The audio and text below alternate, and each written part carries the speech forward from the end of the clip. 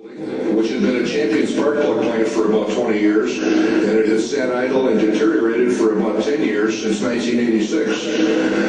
We bought the building in June, hauled 700 flatbed semi-loads of junk out of it, and then hired contractors and put every contractor we could find to work 7 days a week, 24 hours a day, to refurbish it completely and then make an assembly plant out of it. We moved the Viper tooling in from Mack and began building 1996 Viper roasters here in October 1995, 14 weeks later.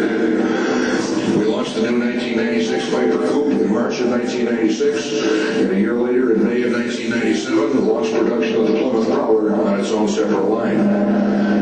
In short, we've got the best workforce in the business, the two most exciting products in the industry, and a great partnership with UAW Local 212 that gives us the flexibility to deal with all the really unique issues that are part of building low-volume niche vehicles. Let's talk a little bit about quality and what MQAS and ISO 9002 means to Connor Assembly. We build the highest priced cars in the company for the most informed, demanding, and discriminating customers in the business, so there are no excuses. When Vipers and Prowlers leave Connor, they have to be right to meet our customers' very high expectations. This is a great day for Connor Assembly, especially for our terrific workforce that has made it happen.